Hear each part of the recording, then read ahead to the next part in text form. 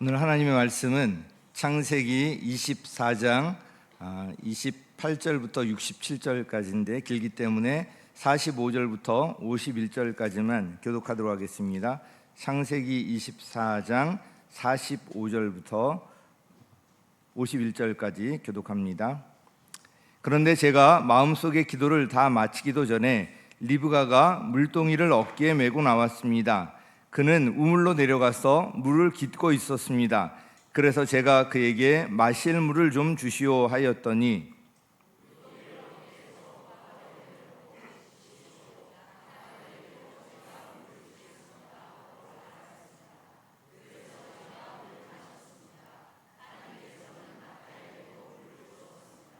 제가 따님에게 뉘덱 따님이시오 하고 물었더니 따님께서는 아버지는 함자가 부두엘이고 할아버지는 함자가 나홀이고 할머니는 함자가 밀가입니다 하고 말하였습니다.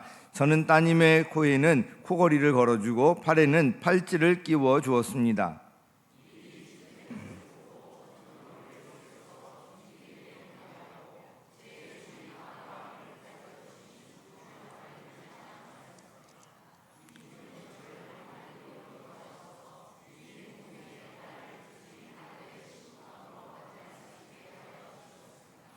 이제 어른들께서 저의 주인에게 인자하심과 진실하심을 보여주시려거든 저에게 그렇게 하겠다고 말씀을 해주시고 그렇게 하지 못하시겠거든 못하겠다고 말씀을 해주시기 바랍니다. 그렇게 하셔야 저도 어떻게 결정을 내려야 할지를 생각해 볼 수 있을 것입니다.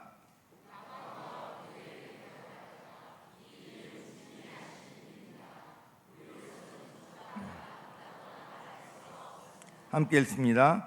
여기에 리브가가 있으니 데리고 가서 주님이 지시하신 대로 주인 아들의 아내로 삼으십시오. 아멘.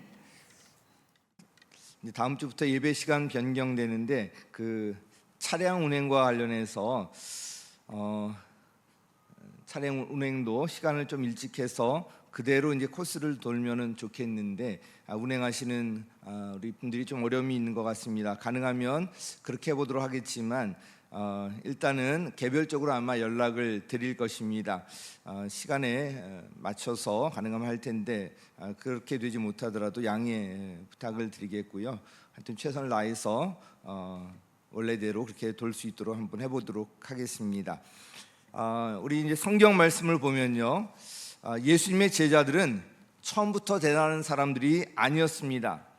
그 중에 한 장면이 마태복음 20장 20절 이하에 나오는데 예수님의 제자들 중 야고보와 요한은 형제지간인데요. 어느 날 야고보와 요한의 어머니가 예수님께 다가와서 이렇게 청합니다. 나의 이 두 아들을 선생님의 나라에서 하나는 선생님의 오른쪽에 하나는 선생님의 왼쪽에 앉게 해 주십시오. 지금도 그렇지만 이때도 이 치맛바람이 좀 있었던 것 같아요. 두 아들을 가장 높은 자리에 앉게 해달라고 청탁을 하고 있습니다. 다른 10명의 제자들이 이 말을 듣고는 그 두 형제에게 분개했다고 기록하고 있습니다. 예수님의 제자들 사이에서 벌어졌던 이 사건입니다. 보면 참 한심하게 생각될 것입니다. 세상에서 일어나고 있는 모습과 다르지 않은 그런 모습입니다. 이를 지켜보시던 예수님께서 말씀하십니다. 너희끼리는 그렇게 해서는 안 된다. 너희는 그렇게 해서는 안 된다. 너희는 달라야 해. 그러면서 이렇게 말씀해 주셨습니다. 마태복음 20장 26절 27절 함께 읽습니다. 시작.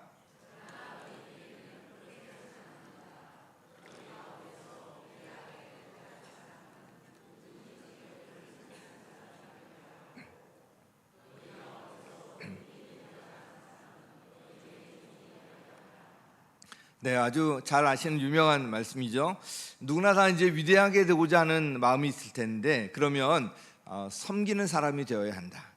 또 으뜸이 되고자 하는 그런 마음들이 이제 다 있을 텐데 그러려면 너희의 종이 되어야 한다.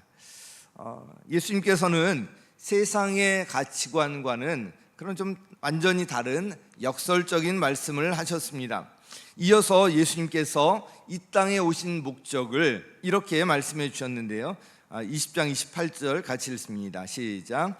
인자는 섬김을 받으러 온 것이 아니라 섬기러 왔으며 많은 사람을 위하여 자기 목숨을 몸값으로 치러주려고 왔다. 여기서 인자는 누구를 지칭하죠? 예수님이죠. 예수님 말하는 예수님께서 이 세상에 섬김을 받으러 온 것이 아니라 어떻게 해요? 섬기러 왔다. 섬기러 왔다. 그러면서 많은 사람들을 위해서 자신의 목숨을, 그 생명을 그 몸값으로 치러주려고 왔다고 말씀하고 있습니다. 결국 예수님의 이 생적인 섬김을 통해서 많은 사람들이 생명을 얻게 되었고요, 저와 여러분도 이 자리에 있게 된 것입니다.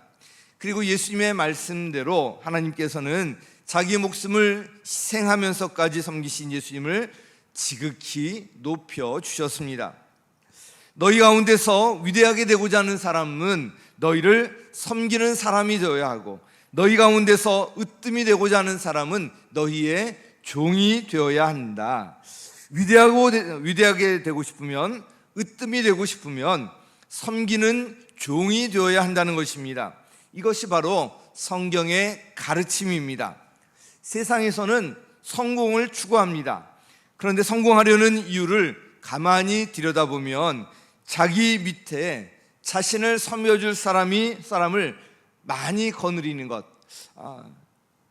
그것을 성공했다고 하고요. 그리고 그 중심에는 또한 돈이 있습니다. 그래서 남보다 빨리 승진하기 위해서, 높은 지위에 올라가기 위해서 치열하게 경쟁을 합니다. 직장 생활 하시는 분들은 이게 어떤 것인지 아마 이미 다 경험하셨을 것 같고요. 학창 시절부터 이 경쟁이 또한 치열합니다. 이것이 물론 잘못된 것은 아니지만 승진하고 높은 지위에 올라가는 것 다 좋습니다. 그런데 그 목적을 어디에 두는가, 이것이 중요합니다. 그 목적을 내가 섬김을 받는데, 나의 어떤 이익을 얻는데 여기 두는 한 만족이 없어요. 만족이 없어요. 그래서 늘 불행하고요, 항상 뭔가 비어있는 허전함을 느끼게 됩니다. 그런데 인생의 목적을 우리가 섬김에 두면요, 그때부터 우리의 인생이 달라지기 시작합니다. 높은 지위에 올라갈수록 나를 섬겨줄 사람이 많아지는 것이 아니라 내가 섬겨줄 사람이 늘어나는 거예요. 이 관점 하나를 바꾸면 그때부터 자유함이 찾아옵니다. 내가 섬겨줄 사람이 나를 섬겨주면 고마워요. 나를 섬겨줄 사람이 많이 거느리려고 했는데 나를 섬겨주지 않으면 불평이 나오고 화가 나요. 그래서 이 관점 하나 바꾸는 것이 굉장히 이제 중요한 일인데요. 이렇게 관점을 바꾸면 인생의 목적을 섬김에 두기 시작하면서부터 진정한 삶의 행복과 기쁨을 우리가 누릴 수가 있습니다. 지난 파리 올림픽 때 양궁과 배드민턴, 이 두 종목이 대조적으로 비춰졌습니다. 배드민턴의 안세영 선수가 금메달을 땄는데 그 인터뷰 자리에서 배드민턴 협회의 그런 잘못된 관행들, 이런 거에 대해서 잘못된 것을 노출시키는 이런 일이 있었는데, 그래서 이 한국 체육계가 발칵 뒤집히기도 했습니다. 그런 반면에 양궁협회의 그 정의선 회장은 이와 대조적으로 아주 긍정적인 그런 쪽에서 크게 주목을 받았습니다. 이번 올림픽에서 양궁은 전 종목을 이제 휩쓴 금메달을 다 획득하는 이런 놀라운 성과를 얻었는데요. 그 뒤에는 이 정 회장의 몸으로 직접 뛰는 지원과 섬김이 있었습니다. 그는 현지에 체류하면서 선수들의 컨디션 관리에 최선을 다했고요, 모든 주요 경기를 관중석에서 지켜보면서 선수들을 직접 응원하고 격려를 아끼지 않았다고 합니다. 이 섬기는 리더십이 무엇인지 잘 보여주었는데요, 여기에 국민들이 긍정적으로 반응하는 것을 볼 수가 있었습니다. 오늘날 이 경영계에서도 강조되는 리더십이 바로 이 종의 리더십, 섬기는 리더십, 우리 서번트 리더십이라고 이야기됩니다. 아마도 앞으로 모든 분야에서 점점 더 강조될 것입니다. 그런데 이것이 사실은 누구에게서 나온 거예요? 예수님에게서 나온 거예요. 예수님에게서 나온 이 섬기는 리더십, 서번트 리더십이 지금 각광받고 있습니다. 사랑하는 여러분, 인생의 목적을 섬김을 받는 것이 아니라 섬기는 것에 두시기 바랍니다. 그리고 여러분의 자녀들을 섬기는 리더로 키우시기 바랍니다. 그럴 때 오늘 말씀대로 위대하게 되고 으뜸이 되고 이런 일이 바로 섬기는 종의 정신을 심어줄 때 그렇게 될 수 있다는 것입니다. 섬김과 관련해서 오늘 본문에 나오는 아브라함의 이 종을 통해서 많은 것을 배울 수가 있습니다. 하나님과의 관계에서 종의 모습은 어떠해야 하는지, 또 이웃과의 관계에서 종의 모습은 어떠해야 하는지, 아브라함의 이 종을 통해서 종의 자세라는 제목으로 살펴보려고 합니다. 아브라함의 종은 리브가를 만나서 그의 행동 하나하나를 지켜보면서 그가 바로 하나님께서 예비하신 이삭의 신부감이라고 확신하게 되었고요. 여기까지 잘 모르는 분들을 위해서 잠깐 말씀드리면, 아브라함이 이제 죽기 전에 이제 며느리를 봐야 되는데 아들 이삭에게 아직 며느리감이 없었습니다. 그런데 그가 있던 가나안 땅, 우상 숭배하는 곳이기 때문에 그곳에서 찾지 말고 자신이 떠나온 친척이 있는 그곳까지 가서, 하란까지 가서 신부감을 구해오라고 자기가 신뢰할 수 있는 듬직한 종에게 그 일을 부탁해서 지금 하란까지 가서 결국은 리브가라는 그 처녀를 만나게 되고요. 이제 그 일과 관련해서 이 아브라함의 종이 얼마나 종으로서 잘 이렇게 했는지 종의 자세라는 제목으로 말씀을 살펴보려고 하는 것입니다. 아브라함의 종은 이제 리브가를 만나서 그의 행동거지 하나하나를 살펴보면서 하나님께서 예비하신 신부감이 맞구나, 그러면서 이곳까지 길을 인도하신 하나님께 경배하며 찬양했습니다. 지난번 설교 때 여기까지 이제 말씀을 드렸는데요. 이 종과 그 일행이 하룻밤 묵어갈 수 있을지 리브가에게 요청했을 때 리브가는 빨리 이 사실을 가족에게 알렸습니다. 가족의 허락이 필요했기 때문입니다. 오늘 본문은 바로 이 장면부터 시작이 됩니다. 리브가가 집으로 달려가서 식구들에게 알렸을 때 그의 오빠인 라반이 종이 있는 우물가로 달려갑니다. 라반은 아브라함의 종을 직접 만나보고 그를 집으로 초청합니다. 이제 라반과 함께 집에 도착한 종과 그 일행은 낙타가 지고 있던 짐을 풀고요, 밥상을 제공을 받습니다. 이 장면에서 아브라함의 종의 행동을 통해서 종의 자세가 어떤 것인지 많은 교훈을 얻을 수가 있습니다. 본문을 통해서 종의 자세에 대해서 몇 가지로 좀 나눠 살펴보려고 합니다. 그 첫 번째는요, 종은 주인의 필요가 자신의 필요보다 우선하는 사람이다. 같이요, 시작.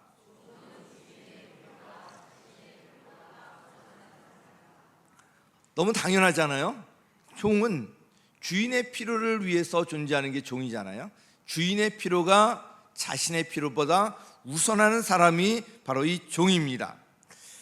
이와 관련해서 오늘 설교를 준비하면서 강렬하게 다가왔던 구절 하나가 34절인데요. 우리 같이 읽겠습니다. 시작.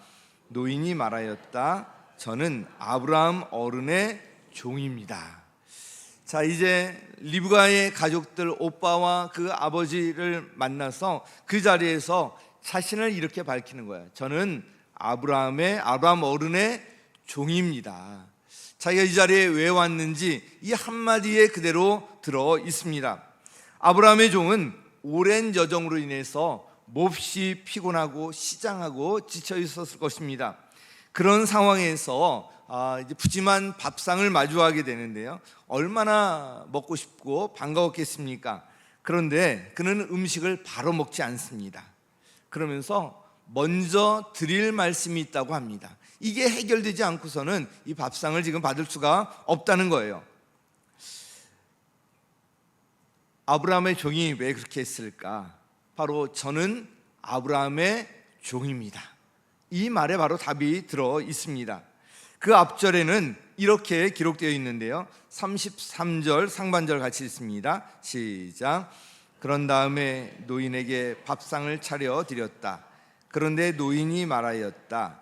제가 드려야 할 말씀을 드리기 전에는 밥상을 받을 수 없습니다.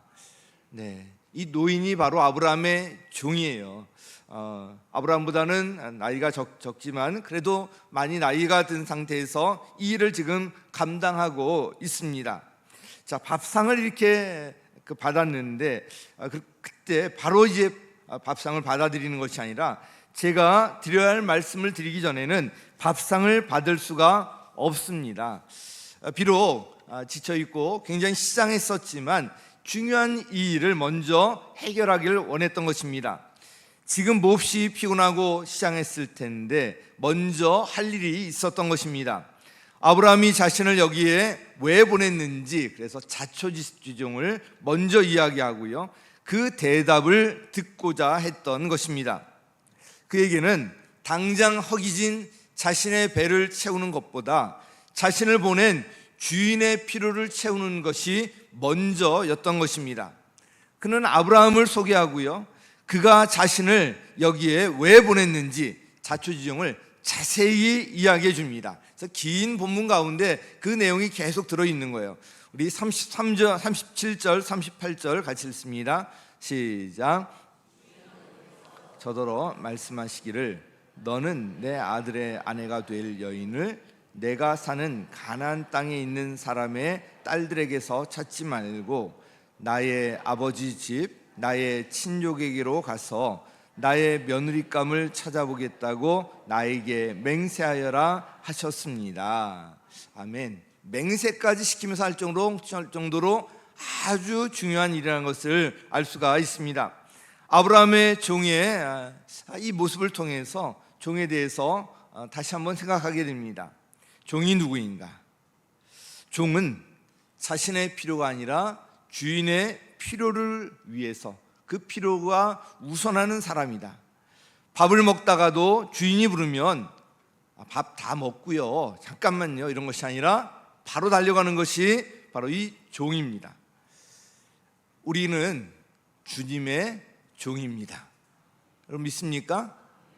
우리가 주님이라고 하잖아요. 나와 하나님과의 관계가 바로 주인이라는 것, 주인과 종의 관계라는 이야기입니다. 종은 자신의 필요보다 주인이신 하나님의 필요가 우선하는 사람입니다. 다시 한번 종으로서 주님과의 관계에서 우리 자신 한번 돌아보았으면 좋겠습니다. 나는 주님의 종으로서 살아가고 있는가? 혹시 내가 주인의 자리에 앉아서 주인 노릇을 하고 있지는 않은가?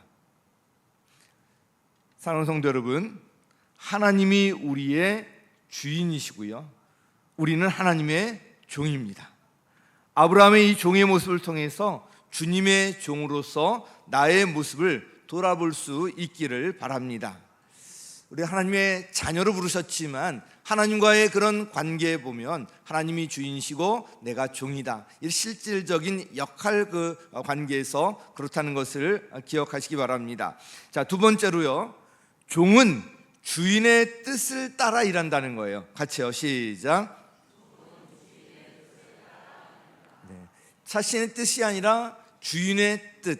그래서 자신이 어떤 것을 가지고 계획하고 하는 것이 아니라 주인의 뜻과 주님의 계획과 주님의 모든 것을 따라서 일하는데요, 라반의 집에 도착하여서 밥상을 받은 아브라함의 종은 그 밥상을 받아들이기 전에 계속 이야기를 이어갑니다.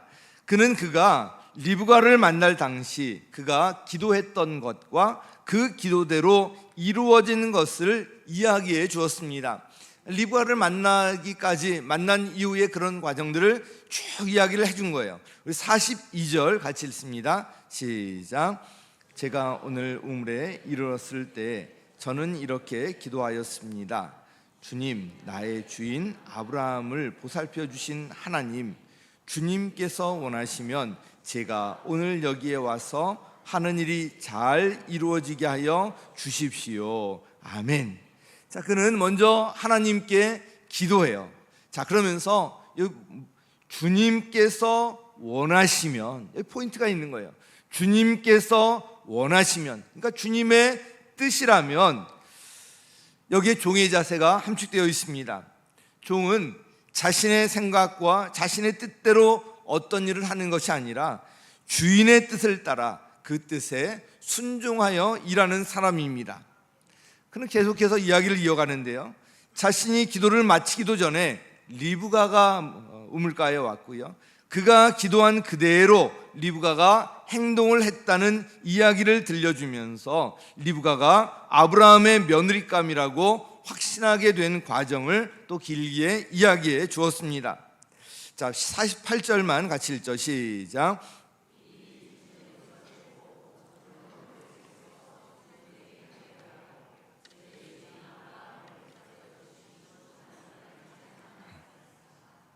주님은 저를 바른 길로 인도하셔서 주인 동생의 딸을 주인 아들의 신부감으로 만날 수 있게 하여 주셨습니다. 아멘.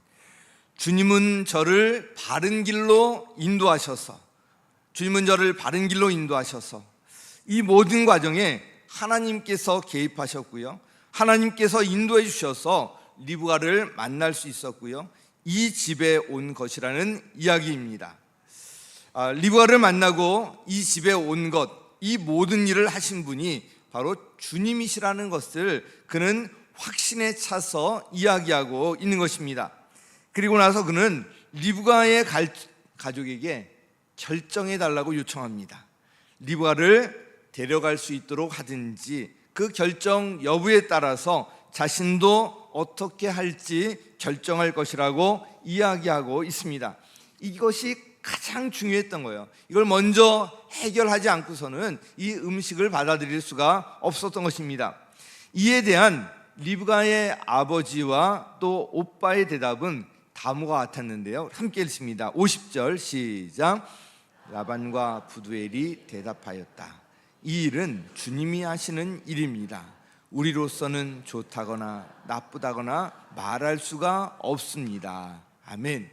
이 종의 이야기를 쭉 들어보니까 이건 정말 주님이 하신 일이 분명하구나, 이런 설득이 되었고, 그래서 오빠와 아버지가 이 일은 주님이 하신 일입니다. 그들이 이 일을 고백한 거예요. 아브라함의 종의 차분하고 진지한 이야기 속에는 이 모든 일을 하나님께서 인도해 주셨다는 구체적이고 분명한 그런 메시지가 들어 있었습니다. 자, 우리가 누군가에게 간증할 때, 간증하고 전도할 때, 이 종의 어떤 이야기 방식, 이런 것이 좀 참고가 될 것 같습니다. 종의 이야기는요, 아주 설득적이었고요, 하나님의 주권 가운데 인도받고 있는 그것이 그대로 드러나 있습니다. 그의 이야기를 듣고 리브가의 오빠 라반과 아버지 부두엘은 이 일을 거역할 수 없다는 것을 깨닫게 되었습니다. 이 일은 주님이 하시는 일입니다. 여기에 이제 답이 들어 있습니다. 그들은 이 일이 바로 주님께서 하시는 일이라고 깨달았던 것입니다. 그래서 이렇게 말합니다. 주님이 하신 일이니까 우리로서는 여기에 대해서 좋다거나 나쁘다거나 말할 수가 없습니다. 왜요? 주님이 하시는 일이기 때문에. 그래서 하나님의 뜻 가운데 있기 때문에 거스를 수 없다는 이야기입니다. 이삭의 결혼 과정은 처음부터 끝까지 주님께서 인도해 주셨습니다. 결혼 정년기에 자녀를 둔 부모님과 또 앞으로 결혼을 할 우리 청년들은 꼭 기억할 것이 있습니다. 결혼은 부모가 주도하는 것도 아니고요, 결혼 당사자가 주도하는 것도 아니라는 것입니다. 하나님의 인도를 받아야 합니다. 그래서 지난번 말씀드렸던 것처럼 결혼을 위한 간절한 기도가 꼭 필요합니다. 저 역시 말씀드렸던 대로 배우자에 대한 구체적인 기도 제목과 함께 이 결혼을 위해서 약 1년간 기도하는 끝에 아내를 만났습니다. 제가 이제 기도할 때 구체적인 기도 제목을 가지고 기도하라 그래서 제가 구체적인 기도 제목을 가지고 기도했거든요. 세 가지를 놓고 기도했는데 제가 이 세 가지를 가지고 1년간 기도했기 때문에 저의 아내를 만났을 때 하나님께서 제 아내를 배우자로 주셨구나, 이것을 바로 알 수가 있었습니다. 그 세 가지가 뭐냐면, 첫 번째는 신앙이 같을 뿐만 아니라 신앙적으로 같이 좀 통하는 사람일 것, 이것이 첫 번째였고요. 두 번째는 뭐냐면 제가 이제 음악을 좋아했는데 어릴 때 피아노를 이렇게 배우고 싶었는데 피아노를 못 배웠어요. 어릴 때 뭐 제 나이에 남자들이 막 피아노 배우는 것은 보통 뭐 피아니스트로 키울 거 아니면 참 어려운 일이었잖아요. 그래서 제가 책상에다가 그 건반을 그려놨거든요. 흰번 건반, 검은 건반, 그렇게 그려가지고 소리도 안 나는 그 책상 위를 두드리고 있었어요. 그래서 이 피아노를 못 배운 것이 한이 돼가지고 나의 배우자는 피아노를 치는 사람일 것, 이게 이제 중요한 기도 제목이었고요. 또 한 가지는 제가 정말 하나님의 은혜로 지금 안경을 안 끼고 있지만 고도 근시였거든요. 그래서 굉장히 시력이 안 좋아서 너무 고생을 했었기 때문에 배우자는 시력이 좋을 것. 그래서 이 세 가지가 기도 제목이었습니다. 1년 동안 이 구체적인 기도 제목을 가지고 기도하고 저희 아내를 처음 만났을 때 기도한 사람이 맞는가 확인을 해야 되잖아요. 그래서 제가 처음 질문이 뭐였냐면 처음 대면하면서 제가 질문한 거예요. 혹시 시력이 얼마세요? 이 확인하려고 이거를 질문했거든요. 그래서 시력이 한 1.0 정도 되면 이건 정말 하나님이 이렇게 응답하신 거구나, 그렇게 생각하고 있었는데 약간 좀 황당해하면서 뭐라 그러냐면 저 시력 2.0인데요. 2.0이라는 시력을 제가 주변에서 그때까지 한번 처음 들어봤던 것 같아요. 학교에서도 시력 검사하면 1.5까지 하면 그냥 통과했었기 때문에 하나님이 세게 응답하셨나 보다. 그래서 두 번째 질문은 뭐냐면 혹시 피아노 칠 줄 아냐 그러니까 교회에서 반주를 하고 있대요. 이거 뭐 완전히 된 거잖아요. 그리고 나서 신앙과 관련된 그런 이야기를 하는데 제가 이 고시 공부하면서 이성 교제를 다 뒤로 밀어놓았고 또 그 여성과 다른 이성과 같이 이렇게 대화할 기회가 별로 많지 않았는데 그때 제 아내를 만나서 1시간이 어떻게 지났는지 모르게 대화를 계속했는데 그 대화 주제가 뭐냐면 교회와 신앙에 관한 그런 이야기를 끊임없이 하는 것을 보면서 이 세 가지 기도 제목이 다 응답된 거잖아요. 그 자리에서 제가 하나님께 감사하고 하나님께서 예비하신 그런 배우자를 만났다는 확신을 가지고 그 두 번째 만났을 때 제가 청혼을 했잖아요. 저랑 결혼해 주십시오. 저를 빨리 알리고 싶어서 제가 어렸을 때 모든 자료들, 생활통지표, 건강기록부, 뭐 모든 것을 다 가지고 저 이런 사람입니다 내놓고 그랬더니 저희 아내가 정말 내가 기다렸던 사람이네요. 왜 이제 나타나셨어요? 막 이럴 줄 알았는데 이제 황당해하면서 이 결혼 같은 중대사인데 최소한 6개월은 교제해 봐야지, 그리고 서로 알아야지 되는 거지. 제가 이제 그러면서 이게 참 결혼이 쉬운 게 아니구나. 그때부터 여러 가지 작전을 펴서 결국 한 달 만에 이제 결혼 응답을 결혼하겠다고 이야기를 듣고 그렇게 했었는데 제가 드리는 핵심은 뭐냐면 이 구체적인 기도 제목 어떤 분은 뭐 10가지 20가지를 다 해놓고 이게 다 맞아야 결혼한다 막 이러는데 그러면 결혼하기 어려워요. 너무 많이 하지 마시고 꼭 필요한 몇 가지만 해가지고 중요한 것은 기도해야 된다는 거예요. 기도하는 게 바로 이 리브가를 만날 때 이 종 역시도 기도했고요. 이 종을 보낸 아브라함도 얼마나 기도를 했겠습니까? 그 아들 이삭도 자신의 배우자를 찾는 이 일로 종이 이제 멀리 가 있기 때문에 그 자리에서 얼마나 기도를 했겠습니까? 그래서 이 기도가 반드시 필요하다는 것 꼭 기억하시길 바랍니다. 이제 아브라함의 종은 그가 듣고 싶었던 확실한 대답을 듣게 됩니다. 여기에 리브가가 있으니 데리고 가서 주님이 지시하신 대로 주인 아들의 아내로 삼으십시오. 야, 놀라운 그런 이 말을 들으면서 얼마나 종이 감격했겠습니까? 사실 길을 떠나올 때만 해도 그가 이삭의 신부감을 만나게 되더라도 그가 따라서 금방 나서게 될지 모든 것이 확실하지 않았고요. 그저 주님의 인도하심을 구하면서 앞이 보이지 않지만 그냥 주님의 인도하심을 받으면서 여기까지 온 것이었는데, 여기서 그 응답을 받았으니 얼마나 감격스럽겠습니까? 그 모든 일을 주님께서 인도하셨다는 것을 누구보다도 잘 알았기 때문에 그는 먼저 주님께 엎드려 경배를 올려드렸습니다. 종은 주인의 뜻을 따라 일하기 때문에 주인의 뜻이 이루어졌을 때 기뻐하며 감격하게 됩니다. 우리 그래서 교회도 주님의 뜻이 아주 중요하잖아요. 주님의 뜻이 분명해요. 여기도 이제 적혀 있는 것처럼 하나님께서 교회를 세우신 것은 아주 분명한 그런 뜻이 있습니다. 믿지 않는 영혼 구원 안에서 예수님 닮은 제자로 만드는 것, 이것이 바로 주님의 소원이고 뜻입니다. 그래서 우리 분가식 할 때, 목자 목녀 세워질 때 이 교회가 하나 세워지고 제자가 하나 세워지는 거잖아요. 그래서 굉장히 축제 분위기로 합니다. 모든 분들이 나와서 같이 축복하고 같이 기도하고 선물도 드리고 꽃다발도 드리고 그렇게 합니다. 그래서 이 제자가 만들어지는 이 분가식 현장뿐만 아니라 영혼 구원의 그런 의식적으로 표현하는 현장인 침례식, 영혼 구원의 현장을 모든 성도들이 함께 축하하는 그런 시간이잖아요. 그래서 앞으로 이 침례식은 온 교회가, 온 성도님들이 축하하는 그런 축제 분위기로 하려고 하고 있습니다. 자, 이제 이 마지막 이제 중요한 것이 종에게 요구되는 것이 무엇인가? 그것은 바로 신실성이라는 거예요. 같이 읽습니다. 시작. 네, 다시 한번요. 시작. 네, 54절 같이 읽겠습니다. 시작.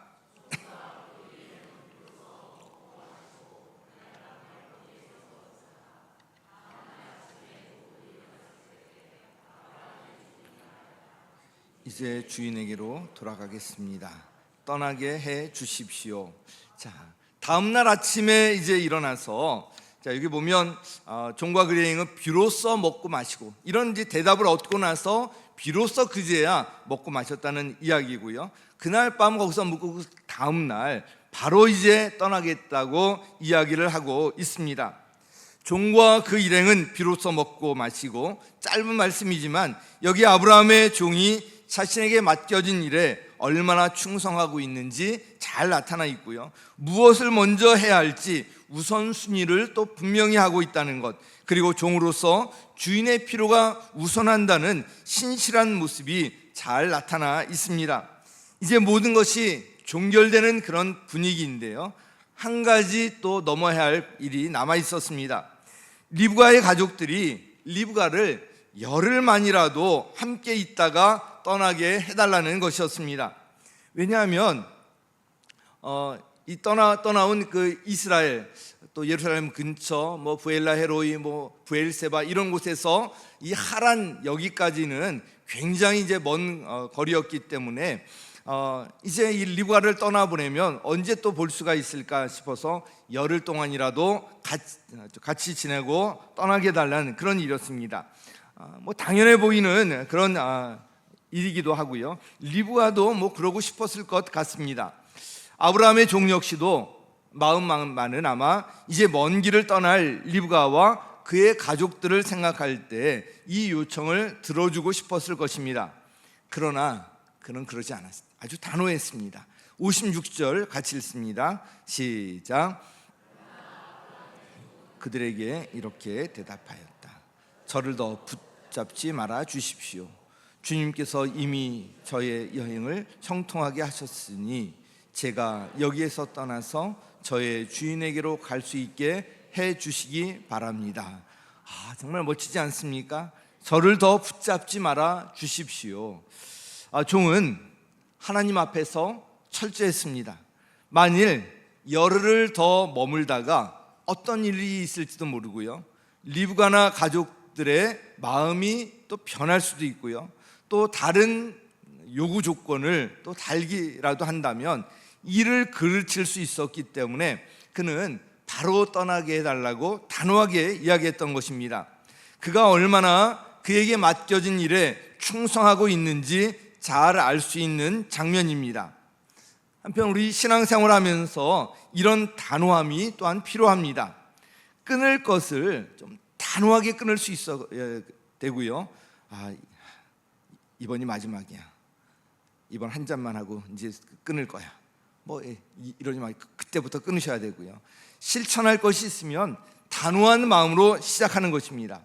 하나님의 말씀을 듣고 순종을 결단했다면 단호하게 즉시 행동으로 옮기는 것입니다. 미적미적하다가 그 기회를 놓치기 십상입니다. 선한 일에는 사탄의 방해가 있다는 것을 늘 명심해야 합니다. 이 일을 어떻게 결정할지 결국 리브가에게 물어보자고 했는데 그 가족의 예상과 달리 리브가 역시도 바로 떠나겠다고 합니다. 일이 이렇게 했던 것은 이 일은 주님이 하시는 일입니다. 여기에 대해서 분명하게 깨닫고 있었기 때문에 바로 쉽지 않지만 리브가 역시도 바로 떠나겠다고 했던 것입니다. 종과 만나고 종의 이야기를 들으면서 리브가 역시 이 모든 일이 주님이 하시는 일임을 깨달았던 것입니다. 이 장면에서 아브라함의 종의 행동과 관련하여서 한 구절 떠오른 구절이 있는데요. 고린도전서 4장 1절 2절 말씀입니다. 우리 같이 읽습니다. 시작. 사람은 이와 같이 우리를 그리스도의 일꾼이요 하나님의 비밀을 맡은 관리인으로 보아야 합니다. 이런 경우에 관리인에게 요구하는 것은 신실성입니다. 자, 관리인에게 요구하는 것은 신실성이다. 그래서 이 청지기라고도 이야기하죠. 바로 이 충성이라고도 맡은 자에게 구할 것은 충성이다. 또 이렇게 이제 번역되기도 하는데요. 우리에게 바로 이런 정신이 필요합니다. 내게 있는 모든 것은 내 것이 아니라 하나님께서 잘 관리하도록 나에게 맡겨주셨을 뿐이라는 겁니다. 이게 바로 이 청지기 정신인데 청지기에게 요구되는 것이 바로 신실성이라고 말씀하고 있습니다. 신실성이라는 말에는 중요한 의미가 담겨 있는데요. 신실성은 맡겨진 일을 성실하게 충성스럽게 수행한다는 의미가 있습니다. 또한 한 번 약속한 것을 반드시 지킨다는 것입니다. 그래서 어떤 사역을 하나님의 일을 시작했다면 끝까지 하는 거예요. 그래서 종에게 요구되는 것이 바로 이러한 신실성이라는 것입니다. 오늘 이 종의 자세라는 제목으로 말씀을 전했는데 이 세 가지 말씀을 드렸습니다. 첫 번째는 종은 주인의 필요가 자신의 필요보다 우선하는 사람이라는 것입니다. 또한 두 번째로 종은 자신의 뜻이 아니라 주인의 뜻을 따라 일하는 사람이라는 것입니다. 세 번째로 종은 청지기로서 종에게 요구되는 것은 신실성이라는 것입니다.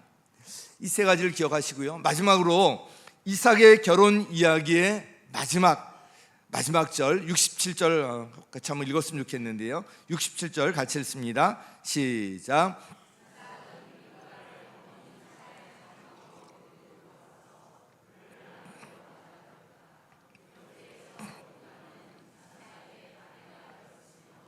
이삭은 그를 사랑하였다.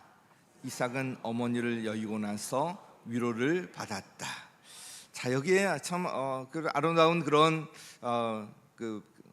이삭이 그를 사랑하고 또 이삭이 어머니를 여의고 나서 위로를 받고 이런 이야기들 쭉 들어 있는데 이 결혼을 하니까 뭔가 이제 그래도 큰 잔치가 벌어질 것이 기대되지만 그렇게 간단하게 여기 마무리하고 있습니다. 자, 24장에 길게 기록된 메시지의 이 초점이 어디에 있는지 우리가 잘 알 수 있습니다. 이삭의 아내를 선택하는 과정과 그 과정에서 주님께서 어떻게 인도하셨는지, 그 인도하심에 주인의 종이 어떻게 따랐는지, 이게 그 핵심이에요. 뭐 둘이 행복하게 만나서 잘 살았다 이런 것이 아니라 주님의 인도하심 가운데 이삭의 아낼감을 찾고요. 그리고 그 과정에서 하나님의 인도하심을 철저히 받는 그런 이야기가 24장의 핵심이라는 것입니다. 이 구절에서 리브가를 어머니 사라의 장막으로 데리고 들어갔다. 여기에는요, 이 둘이 부가 되었다는 것, 그 이상의 의미가 들어 있습니다. 이제 리브가가 사라를 이어서, 아브라함의 아내인 사라를 이어서 이제 이삭의 아내가 된 리브가가 아브라함에게 주셨던 하나님의 약속을 이루는 그 자리에 들어가게 되었다라는 거예요. 아주 이런 깊은 의미가 담겨 있습니다. 아브라함의 종은 단지 이삭의 아내 될 사람을 찾은 것이 아니라 이 일을 통해서 하나님의 언약을 이루는 일에 쓰임받았던 것입니다. 그는 바로 이 일에 신실한 종의 자세로 임했던 거예요. 자, 우리를 여기 적용한다면 주님의 일은요, 어떤 것이든지 아주 귀한 일입니다. 내가 하는 일 하나하나, 그것이 차량 봉사든 안내든 식당 봉사든 그 작은 어떤 섬김 하나하나, 그 일에만 국한되는 것이 아니라 그 일을 통해서 우리 교회 공동체 전체가 세워지고요, 나아가서 하나님 나라를 확장하는데 내가 쓰임받고 있는 거예요. 주보 한 장 나눠주면서 안내를 하면서 지금 그 간단한 일을 하는 것이 아니라 하나님 나라 확장을 위해서 내가 지금 쓰임받고 있는 거예요. 여러분, 이런 마음을 가지고 하실 때 아무리 사소하게 보이고 작은 일 하나하나도 정말 거기에 충성스럽게 임할 수 있고요, 그 일을 통해서 하나님께서 영광 받아주시고 여러분을 높여주실 것입니다. 사랑하는 성도 여러분, 그래서 우리에게 주어진 그 사역 하나하나는 정말 특권이에요. 하나님께서 저와 여러분을 하나님의 종으로 부르셨습니다. 어떤 일이든지 아브라함의 종과 같은 자세로 자신의 필요가 아니라 하나님의 필요가 우선하고, 자신의 뜻이 아니라 하나님의 뜻에 순종하고 따르고 청지기 정신으로 맡겨진 일에 신실하게 임하는 충성스러운 종이 되시기를 예수님의 이름으로 간절히 축원합니다.